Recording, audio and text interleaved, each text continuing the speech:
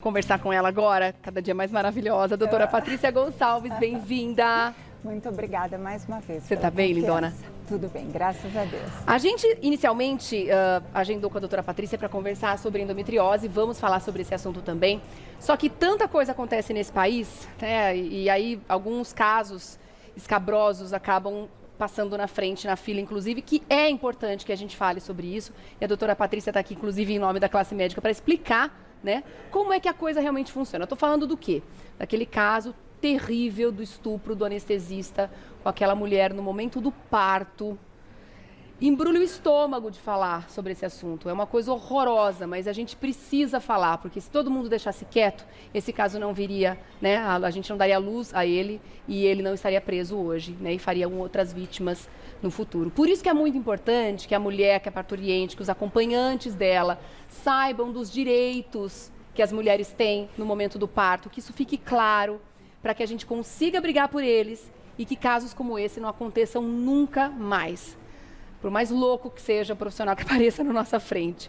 Que coisa horrorosa, doutora. É o tipo de coisa que a gente fala e chega a sentir uma dor física por essa mulher. É uma coisa medonha imaginar o que ela passou. Muito triste mesmo. Assim, não tem nem palavras, né, para declarar o quão horroroso foi aquela cena que nós assistimos, que nós vimos tantas vezes. Isso não é humano, né? Não, é muito triste mesmo. Até porque ele se faz valer, dentre tantos crimes cometidos ali nessa atitude, né? Ele se faz valer de uma coisa que é muito sagrada, que é a relação médico-paciente, que é uma relação de confiança, e essa confiança já vem no pacote, né? Ele coloca isso em xeque, ele traz uma fragilidade para isso muito perigosa. Inclusive, eu vi até alguns médicos dizendo que nesses próximos tempos agora, os médicos precisam ter muita sensibilidade, porque as pessoas começaram a questionar, mas eu preciso mesmo ser sedado nesse procedimento? Isso em todas as outras situações, em que a pessoa vai ficar inconsciente. Então, crime, absurdo, né? E totalmente nojento, quando a gente para pensar realmente. O corpo da gente reage quando a gente sabe de uma história dessa, né, doutora? E é importante saber que não é sempre que a mulher ela é sedada no parto, somente em casos de urgência, né? Então, quando há necessidade de se fazer, por exemplo, uma anestesia geral, que é raríssimo, quando corre risco a mãe por alguma patologia grave que ela tenha, aí então é feita a anestesia geral. Agora, a sedação normalmente não é necessária ser feita, a menos que depois que o bebezinho nasce, então vai ser feita uma sedação quando a mãe passa mal, quando ela vomita demais, quando ela está muito ansiosa. Isso fica normalmente a critério, sim, do anestesista. É ele que vai indicar as medicações que vão ser pertinentes para aquele caso, para aquela paciente, né, individualizando o caso. Então, não são todas as pacientes que são sedadas. É importantíssimo pelo contrário. Você falar sobre isso. Então, são casos em que acontece alguma intercorrência. Exato. E que essa mãe precisa ser sedada ou entrar numa anestesia geral quando o caso complicou. Quer dizer, numa cesárea normal, numa cesárea eletiva, a mãe tem que estar acordada. Sim, normalmente, mesmo que seja uma cesárea por uma urgência, que dá para ser administrado uma medicação, uma anestesia adequada, então normalmente opta-se por a raquidiana, a anestesia RAC. Então, quem vai indicar o critério realmente é o anestesista, porque ele é que está na cabeceira da paciente, no sentido de saber qual é a necessidade para ela. Caso ela tenha alguma comorbidade, alguma patologia grave que precise ser abordado com anestesia geral, aí é outro tipo de anestesia. E ainda tem que ser um procedimento com a equipe bem integrada para que seja feito o parto, a cesariana, rapidamente, para que essa medicação não venha a prejudicar o bebê até que ele nasça. Então, nós temos alguns minutos para começar o procedimento, começar a cirurgia e tirar o bebê para que ele nasça de uma forma saudável, sem ser também sedado. Então, esse é o caso da anestesia geral. Tá. A sedação, ela ocorre quando é necessária. A sedação, vamos explicar o que é. A sedação é introduzido, administrado intravenosa, né, na medicação pelo soro, medicamentos para que a paciente fique menos ansiosa, para que ela não provoque vômitos. Então, tudo isso vai deixar a paciente mais calma, mas não anestesiada. Por isso que nós falamos sedada. A anestesia RAC normalmente é feita com a paciente sentada, com todo o procedimento, com ela sentada, e depois é que ela é deitada em decúbito dorsal horizontal para que possa ser abordada a cirurgia. Mas isso é realmente indicado pelo anestesista. Lógico que com toda a equipe de acordo, com toda a equipe abordando o caso, né? Porque nós estamos juntos, trabalhando sempre em equipe. E com relação aos acompanhantes, é um direito da parturiente ter um acompanhante durante o parto? É uma lei, Rê, é uma lei federal que nós temos desde 2005 valendo essa lei, e que a paciente, a gestante, é que vai escolher. Não necessariamente ela escolhe o marido. Muitas vezes a mulher diz, ai, meu marido passa mal quando vê sangue, então eu vou querer que a minha mãe, que a minha irmã, que a minha vizinha, alguém que não seja o marido propriamente. Isso é escolha da gestante. Pode ser que ela diga, não, eu não quero ninguém, eu quero estar sozinha nesse momento. E nós temos que respeitar isso, tanto no serviço público quanto no privado. Tá. E nós respeitamos isso. Lógico que em tempos de pandemia, houve uma restrição em alguns casos, durante o parto de acompanhante, caso houvesse algum risco, tanto para a gestante, quanto para a própria equipe, quanto para o próprio acompanhante. Tá. Mas isso é lei e é cumprida normalmente. Tá, então tem que exigir os direitos mesmo, tá bom? Vamos aliviar um pouquinho, continuando a falar sobre questões da saúde da mulher. Agora a gente fala sobre a endometriose, né? Que esse assunto também a gente falou bastante, né? Quando a Anitta começou a conversar sobre isso com seus seguidores, dizendo que sentia muita dor, repetidas infecções urinárias, dor no momento da relação, né? E aí a gente vai entender um pouco melhor o que é endometriose e o que acontece com o nosso organismo quando a gente sofre com isso, porque ela teve um pacote de sintomas, mas de repente outras coisas podem acontecer com outras mulheres. Explica pra gente o que é endometriose, doutora, por favor. É interessante, muito interessante, porque algumas mulheres não sabem da onde vem, da onde decorre a dor, os sintomas e o que é a endometriose.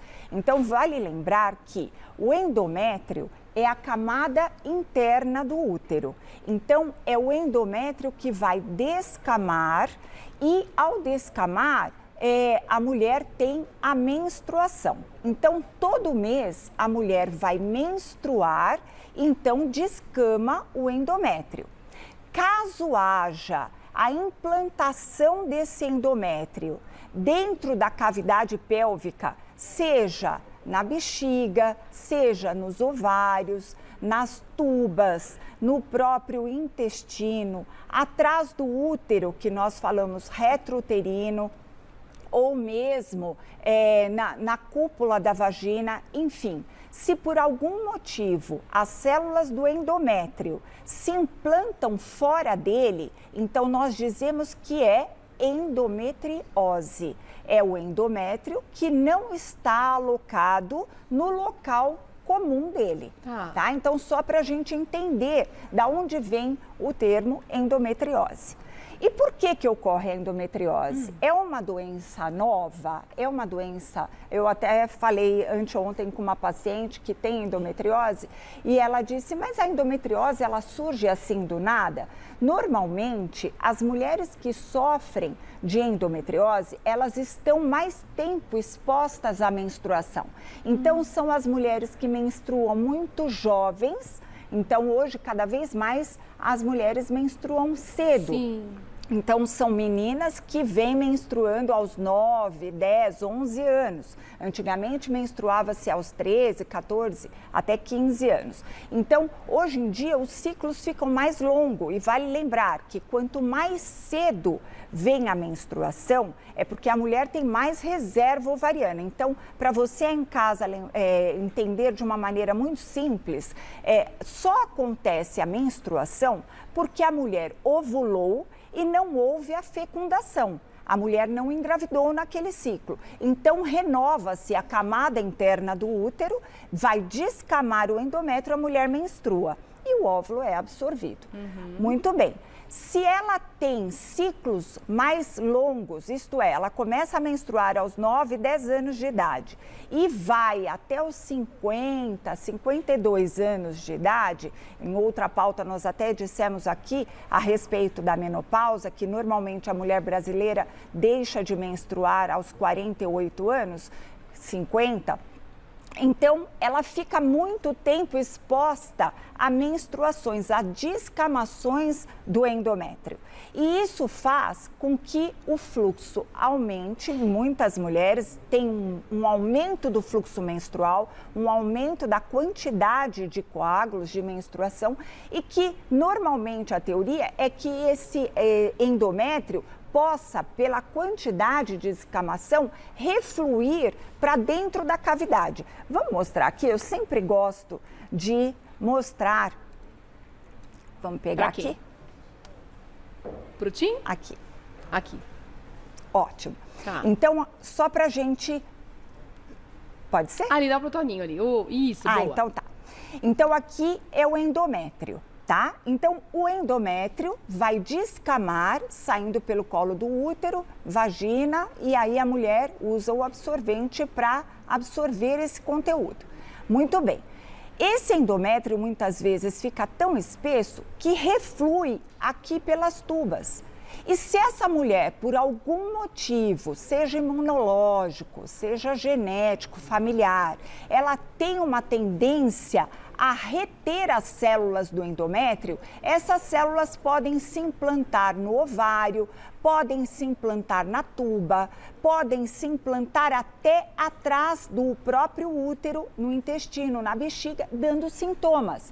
O mesmo sintoma que a mulher teria durante o ciclo menstrual, cólicas, desconfortos, ela passa a ter um desconforto mais exacerbado. Mais constante ao longo do mês também. Desconfortos intestinais, urinários. Na hora da relação também? Na hora da relação sexual, porque imagine esse conteúdo que nós descamamos, que tem coágulo, né, e células endometriais implantados em outros tecidos que não é o endométrio.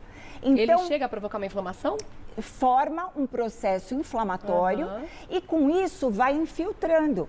E por isso que a mulher pode ter dor na relação sexual, que nós chamamos de dispareunia, que é a dor profunda. Muitas mulheres não conseguem nem ter a relação sexual. Precisa cuidar, né, gente? Hoje temos aí um número em torno de 10, 15% das mulheres hoje com endometriose. Mas com as meninas menstruando cada vez mais cedo, provavelmente no futuro esse número vai aumentar, né? Exatamente. Então quer dizer que métodos contraceptivos que vêm tirar a menstruação mês a mês, que fazem a famosa amenorreia, são indicados para mulheres com endometriose? Se não existe a endometriose profunda, e como que nós sabemos se tem endometriose profunda? Através de uma boa anamnese, eu sempre falo isso para os alunos, você tem que ter uma boa história da paciente, porque na conversa ela já vai te dizer, e o médico, eu brinco, nós não somos juízes, nós somos investigadores da saúde. Então nós temos que perguntar cada vez mais. Os dados que a paciente nos fornece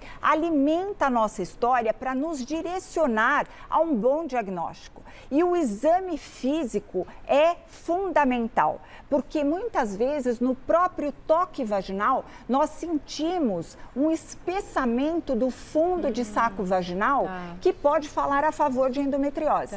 E nós complementamos com exames. Mas se não é uma endometriose profunda, por exemplo, como no caso da Anitta, que vai ter que passar por uma cirurgia, então nós conseguimos, se for uma endometriose superficial, nós conseguimos controlar, ou com anticoncepcionais contínuos, ou com própria medicação para bloquear o eixo hormonal ovariano, porque quem comanda os hormônios são os ovários, que vão fazer com que essa camada interna vá aumentando, o endométrio aumente. Então, nós bloqueamos o eixo ovariano. Deixa eu ver se dá rapidinho para responder algumas perguntas aqui, inclusive da Dani, sobre sintomas. Além de dor, o que mais a mulher pode sentir? Fluxo aumentado, alguma coisa nessa linha? Ela tem uma hipermenorreia, né? Um fluxo aumentado da menstruação, uma dismenorreia, que é a cólica menstrual acentuada, fora a dispareunia, que é a dor na atividade sexual, principalmente de profundidade, na penetração, lá já na vagina, no fundo de saco vaginal. Infecções urinárias de repetição também pode ser? Infecções urinárias e hábito intestinal irregular. Ah, tá bom. Doutora, obrigada mais uma vez. O papo sempre necessário, né, com a doutora Patrícia Gonçalves aqui no Revista. Volte logo para a gente continuar aprendendo com você, tá bom? Estou à disposição. Obrigada, muito obrigada, viu? Eu vou deixar aqui também para você seguir nas redes sociais, @dra.patricia_Gonçalves. @dra.patricia_Gonçalves para você seguir também lá no Insta. Um beijo, minha querida. Ótimo dia. Obrigada, viu, pela presença mais uma vez. Muito obrigada.